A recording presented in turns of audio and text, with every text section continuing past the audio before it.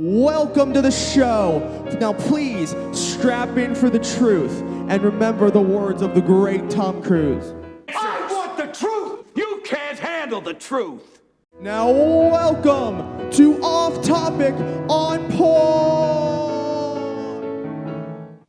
Good evening, OTOP listeners and viewers. Welcome to another episode of Off Topic on Point.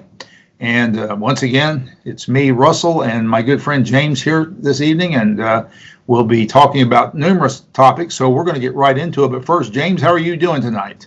Doing fantastic. Thanks so much for having me on the show. Well, it's great always having you here, and you've kind of become a fixture here, so we're blessed for that. I wanted to, something that I should have mentioned, James, the last couple of weeks, and I just was neglectful in doing so. And so for you OTOP, people who view OTOP, especially on YouTube, but also those of you who listen to us on one of the podcast venues that's not YouTube, we used to push the program out on Monday, and we record this on Sunday night, so it was a pretty quick turnaround. Well, for various reasons, we're having to now push it out on Tuesday. We're still recording on Sunday. Maybe we will change that eventually. But for now, we're still recording on Sunday. And so we're pushing it out on Tuesday.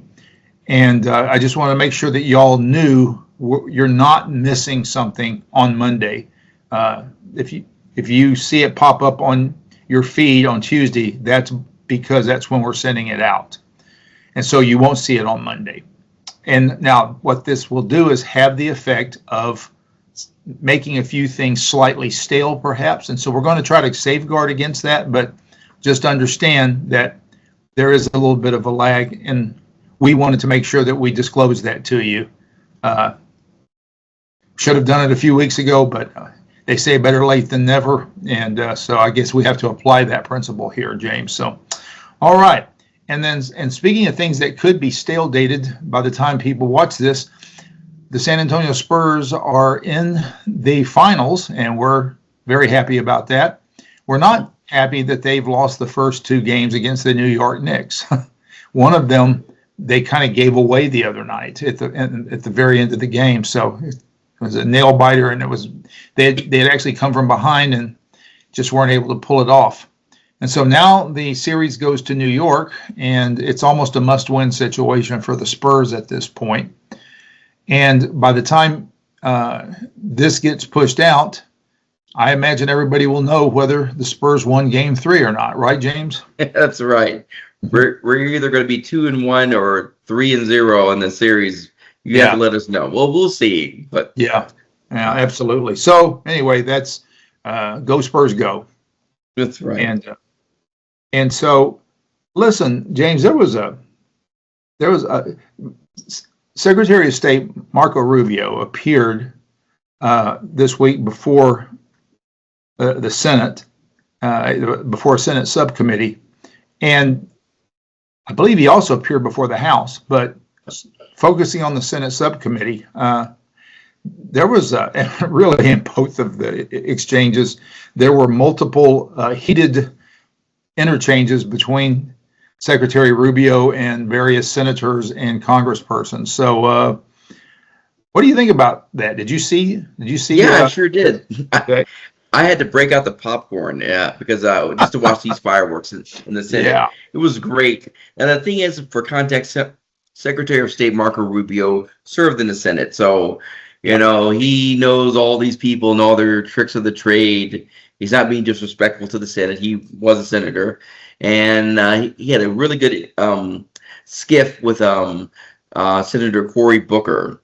Yeah. And these guys know each other. They've known each other for years. Sure. And the thing about this is, Cory Booker on the left is pushing this narrative, like we've seen this in the news. The United States is losing the war. Iran is too strong.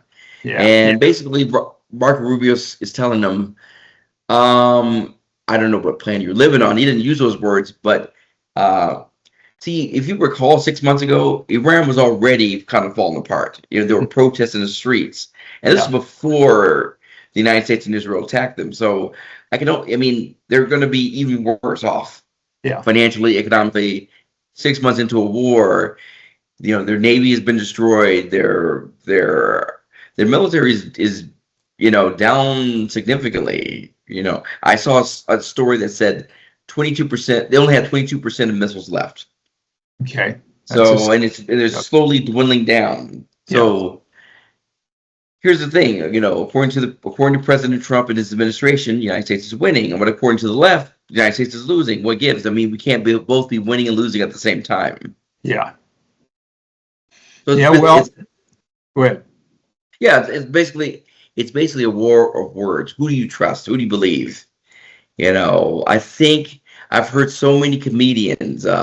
Comedian D.L. Hughley actually came out and said, United States is going to lose this war. United States is losing, and that's a good thing. I'm thinking, would you like to go to the Middle East yeah, and say those things? Look, the reason they think it's a good thing, guys like him and others, is because they hate Donald Trump so much because they have Trump derangement syndrome. Yes. And they just cannot get themselves off of their hobby horses. And so you have to, if you are a reasonable person, you have to interpret everything through the grid of that truth. You just can't trust, forgive me, but you just can't trust the left. The leftist mind is a damaged mind. The leftist mind is an unprincipled mind, and the leftist mind seeks its own way only. And so, they're not fair-minded is what I'm driving at here. So, it would be reasonable to think that some people would say, let's be a little more unified, and because we're in a conflict that's actually beneficial not only to us but to the rest of the world. Because let's not forget, this regime, whether you think so or not, folks, this regime, if they had gotten nuclear warhead, nuclear weaponry capability, they would use it eventually because that is the nature of their ideology. Leftists think everybody thinks like them. We don't think like you as conservative. They certainly don't think like you. In fact, they don't think like any of us. They don't care if they die, and they are very happy for you to die if you're not embracing their version of Islam. And that's, we can, this information is documented going back years and decades that the objective was the elimination of Israel and the destruction of the great state in the United States. This is right. Muslim Brotherhood and CARE and all these other organizations. That is their primary goal and mission. And there's no indication that ever ceased. And Iran was and I guess still is to some small extent, the primary military force driving it all. And that has been greatly decimated. And it's kind of a thumb-sucking attitude to think that because we didn't go in and do it in just a couple of days or a couple of weeks, that somehow we are engaged in a losing enterprise, which I don't know that these people really think that. I think it's just leftists like to generate narratives against the people they hate. And I think that's what's going on. Yeah, I agree with you. But there's some good information coming out of the Middle East. I saw a news clip of Pastor Husseini, and he's out of Iran, and he's saying millions of people are coming to faith in Jesus Christ in the Middle East. Yeah. In Syria, in both Syria and Iran, and I think it's just utterly amazing. You know how we were talking about, you and I were talking about this in our meeting. In the book of Acts, you see Paul of Tarsus going up to the road to Damascus. Damascus, of course, is in Syria, and he sees a vision of the risen Lord. That's what they're seeing in Syria and Iran right now. Millions of Muslims are claiming, this man, Jesus called for me. He called to me in the vision, follow me. And then they're following him. And they're saying things like, we were afraid of this Islamic government, but they can't put us all in prison. Not millions, maybe one or two, but not millions. There's too many of us to imprison us, to persecute us. So, if America was the great Satan, I don't see how a country that's helping to destroy an oppressive Islamic regime is a great Satan. And Oh, I hate to say it, but it is the God of Abraham, Isaac, and Jacob, the God of Israel. That's yes. the Jewish Messiah. Now we're Right. still praying for Israel's salvation, of course, and Mhm. everyone's salvation. But it's pretty amazing. It's pretty exciting, and I can't help but to think that maybe the U.S. involvement in this war effort is helping tipping the tides. Maybe, Yeah. you know. Yeah. No doubt about it. I mean, if you keep decimating the people who have been oppressing the people of Iran, then those people will become more emboldened and will rise up. Yeah. It's just a matter of time. Yeah. Or we can follow the advice of the leftists who claim to hate oppression, and we can let the Iranian government go back into reoppressing these people because the Yeah. leftists want it that way. Yeah, exactly. And some of these misguided conservatives, so-called. Yeah, exactly. All right. Yeah. Well, that is good news. Yeah, absolutely. That's a great additional wrinkle to add into the discussion as we move forward in this conflict. There is actually a salvific, gospel-oriented for Christians, for believers. Yeah, for There's Christians. a gospel-oriented benefit to this potentially, and we're already seeing the manifestation of it in the Middle East. So, well, not to shift gears abruptly here. I don't want to grind the transmission or anything like that, but some people won't even get that because some people have never driven a standard transmission car before. But my understanding, James, is that Turning Point USA actually is having an event here in the Alamo City. Mhm. Yes? Here in San Antonio. That's right. Okay. And again, of course, by the time the rest of the country sees this episode, it will already pass. But Turning Point USA, the organization co-founded by Charlie Kirk and is now led by Erica Kirk, they had a women's leadership summit, this past weekend.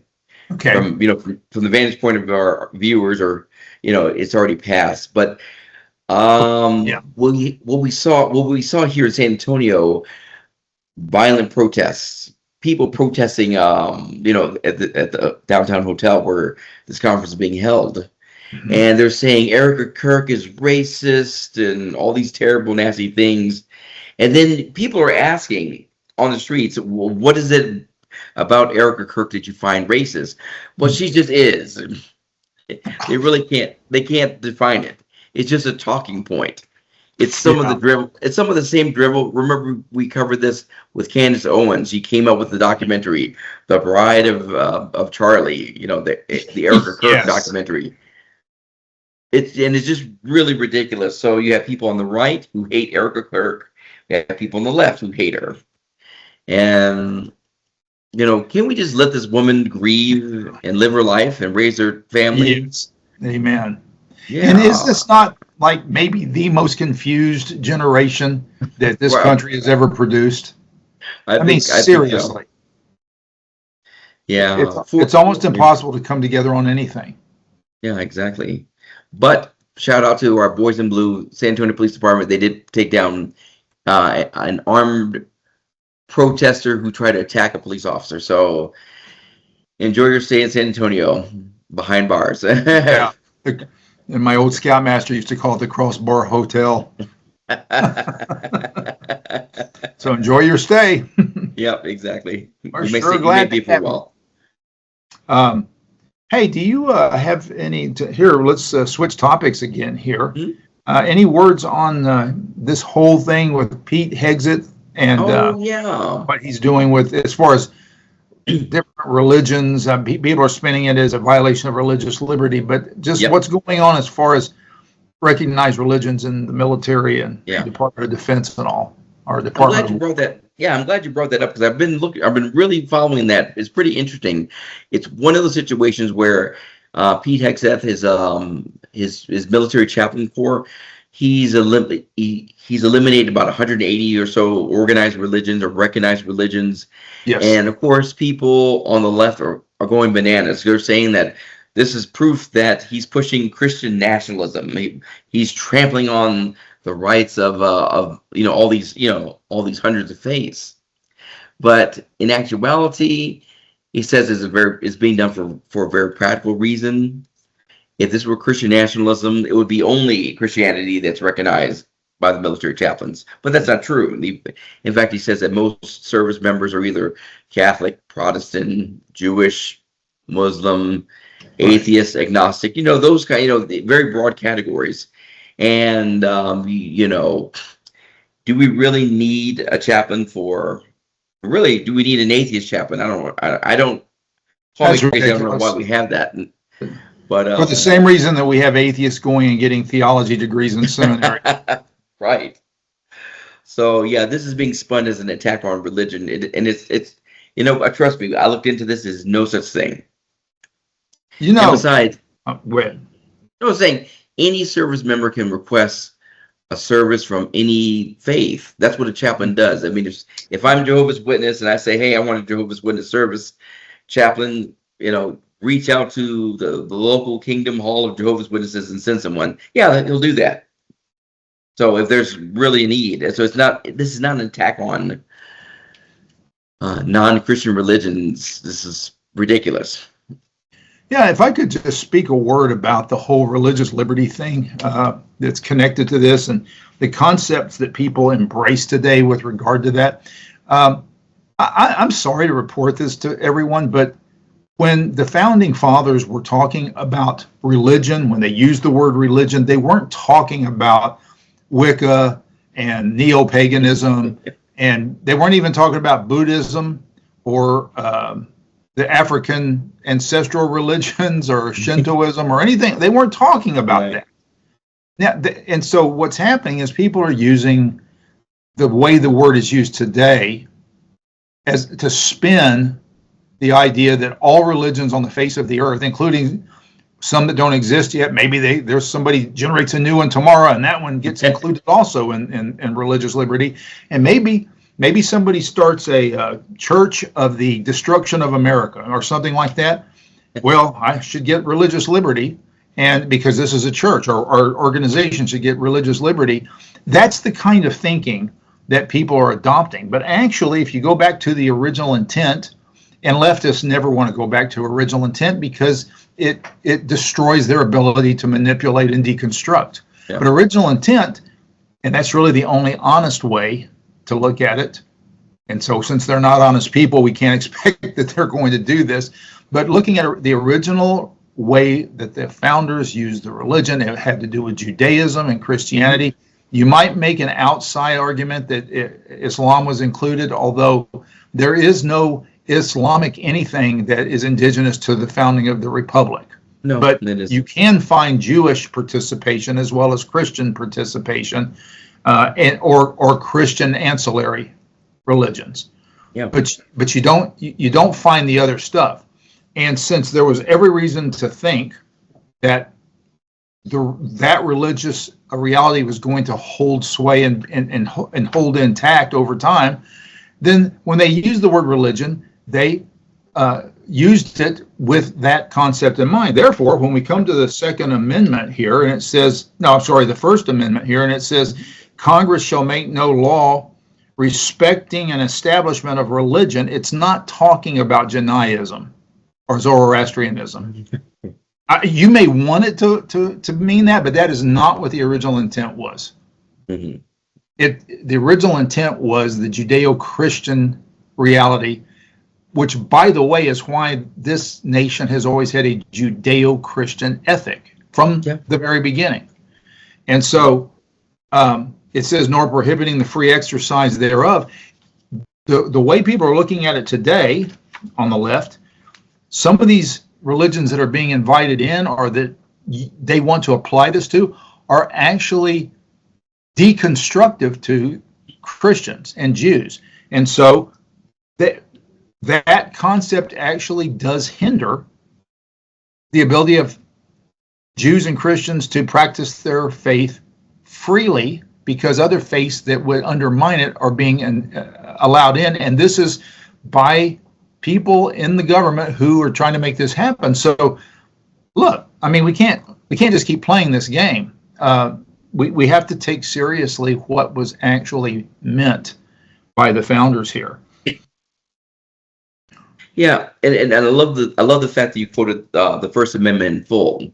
Not just Congress should not respect the establishment of religion, nor prohibit the free exercise thereof. This doesn't prohibit anyone from practicing any religion in the military. That's right. That's right. You know, every person in America has the freedom to exercise any religious faith. As long as it does not deconstruct or destroy the country or infringe upon other people's religious rights. Absolutely. Not illegal. Yeah, exactly. It's just one of those things. I think the main issue we see here is the fact that if it's an organized religion, you have to have a chaplain you have to make an allowance for that in the chaplaincy. And I think you're having a situation where we don't want hundreds of chaplains in for every single faith, and for especially, I mean, why have these individuals if they're not even going to serve, most of the service members? Yeah. I mean, most of our service members are either Catholic or Protestant. Let's just be honest. That's how they identify. Yeah, it's not pushing anything on anyone. Yeah. Yeah. So. No, I think you're exactly right. And the way we get to this is because we've got people exercising things like legal positivistic theory or living constitutionalism, which is the idea that I still chuckle because it's such a ridiculous visual analogy, but the Constitution's a living, breathing document. Well, there's no lungs there. I mean, if you want to say it's alive in the sense that it can be reinterpreted, then just say that. Yeah. Stop trying to overcreate a visual. But anyway, that's just my own personal hang up there. But that is an assumption that is foisted upon the Constitution and the Declaration of Independence, the founding documents. That there is nothing that actually justifies seeing it that way. The reason people want to see it that way is they want to put their own spin on how things ought to be, and the only way you can get around so much of the Constitution is by playing that game with it. It's like it's the same tactic as is used today when the left redefines words or creates new phrases, and then they get pushed out into the culture to try to reorient people's thinking as to what is ethical and what is moral. Same kind of game. Well, they're just trying to play that game with the founding documents. So it's a big problem.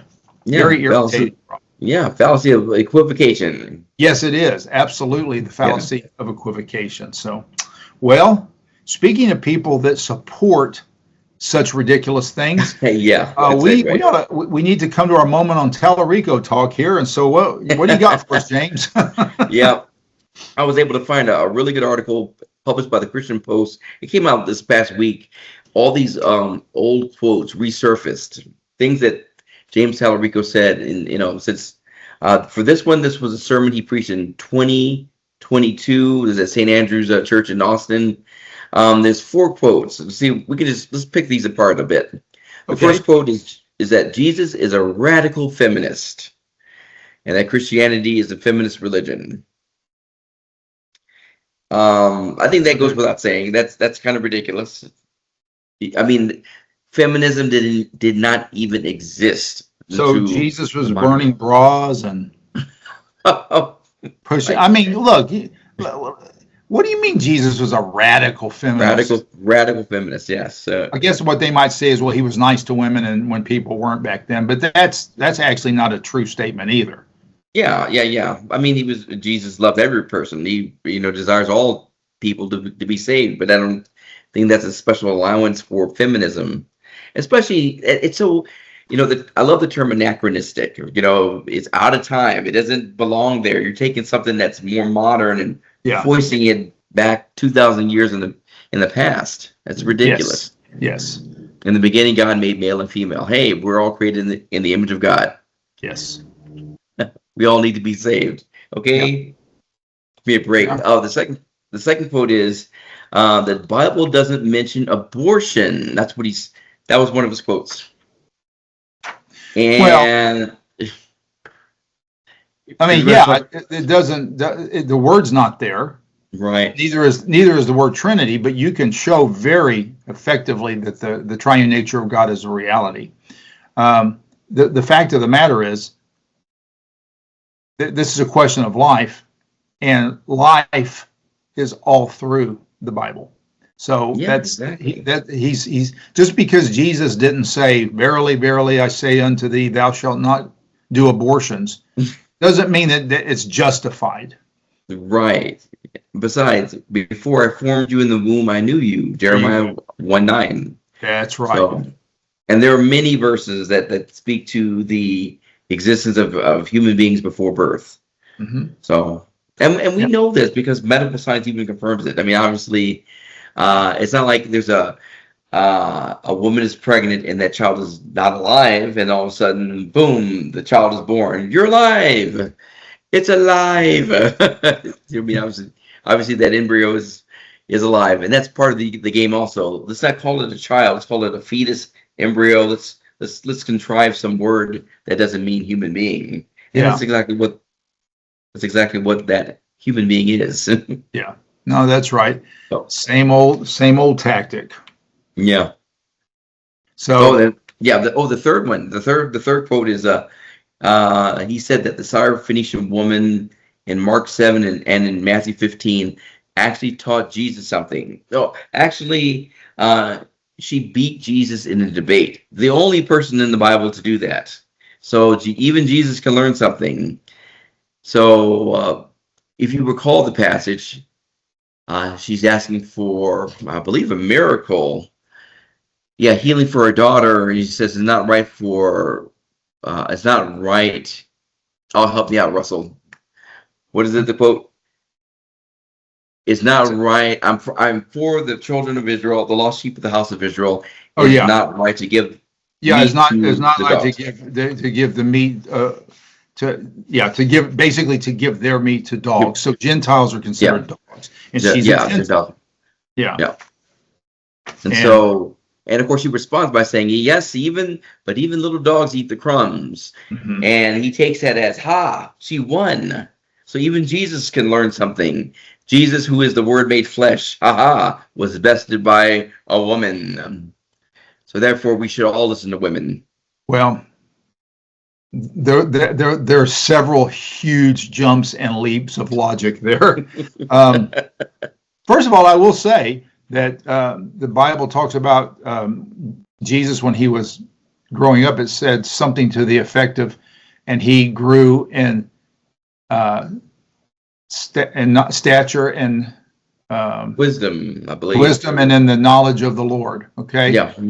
So there is a growth and a taking on of knowledge that he experienced. So some knowledge he had intrinsically as God manifested in the flesh, and then there's other knowledge that he took on as a growing, developing human being. But by the time we get to Jesus and his ministry, there's not any human being teaching him anything. Right. And that passage, again, it's a stretch. He's just assuming what he wants to upon the passage. This is really Jesus testing her faith. Yes. That's really what's going on here. Because if you take what he said, it's not fit to give the children's meat to dogs. If you take it, it doesn't matter what she says after that.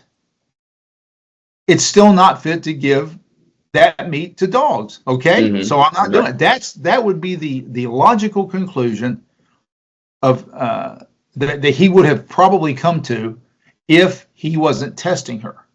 Yeah. But when she gave the faith-based response, here's the thing: it was a statement of humility on her part. Yeah. He didn't say, "How dare you call me a dog, Jesus?" I mean, I understand we're not Jews, but that enough is enough. Yeah. And Jews call Gentiles dogs. Yes. So, and it was an offensive thing. So, but her response was, "I don't care what he calls me. I know who he is." Amen. And Amen. so it's like I'm not asking for a seat at the table as a child. I'm asking for some crumbs. That's what's going on here. Yeah, that is humility. Which is exactly what she should have said, and it's precisely why Jesus framed it the way he framed it. And Yeah. that's why he said she had great faith. Right. And Russell, also in John 4, Jesus is speaking to a Samaritan woman. Yes, And he specifically tells her salvation is of the Jews. that's correct. And he challenges her faith as well, because yes, you call me the Messiah, but the messianic line comes through Judah, not through Samaria. Yeah. Again, I don't care. You are the Messiah. You got it. Yeah, yeah, You know, absolutely. we can say if you think about it, we could say that for every faith. You know, I can't believe in Jesus. I'm a black person. I want a black Messiah. No. He's the Jewish Messiah. He's the savior of the world. Period. Yeah. It doesn't matter if I'm Jewish or not. It doesn't matter. I need him. Yeah, it's Everybody not, in the world needs Jesus. it's not for sinners who need salvation to tell God how he's going to do it and what they will accept in the manner of salvation and the means of salvation. Mhm. And then I'm just not going to accept it if it's not like that. I'm okay, then you can stay in your sins. That I don't recommend it. But that is a height of arrogance. It shows the depravity of the human nature that people would make these kinds of demands on God as though they have some right to. You know, it's where we get the word deserve. Yeah, have you noticed how many people talk about people deserving things these days? Well, I think everybody deserves this. I think everybody deserves to have what they want. I think everybody deserves to be able to go and do the things they want. Nobody deserves anything. Where are people getting this idea, James, that I think we can hell. I'm just deserving of it because I said so? See, that's the arrogance of the human spirit today. Yeah, exactly. Oh, and the fourth quote was, God needed Mary's consent to the virgin birth. It all goes back. Yeah, we talked about that recently. Yeah. Golly, man. I mean, no, he did not. And furthermore, the angel did not ask for her consent.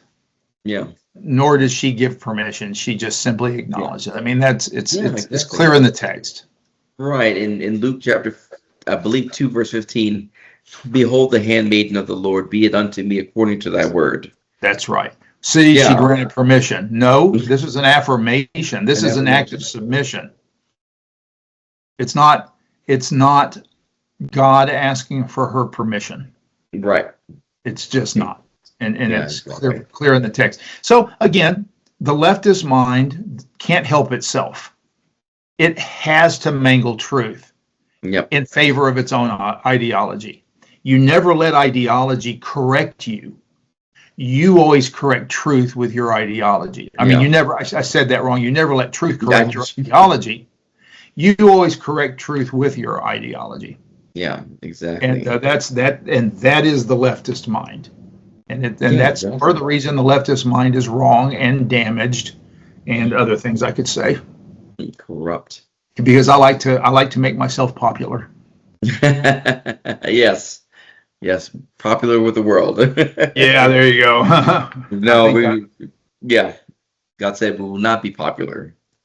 Well, James, we're going to have to pay some bills here. We've gone quite a stretch here this evening, and it's time to wrap things up. So let me just remind everybody that one of our sponsors on Off Topic On Point is Mountain Mowers LLC. They're in the Galix tri-state area.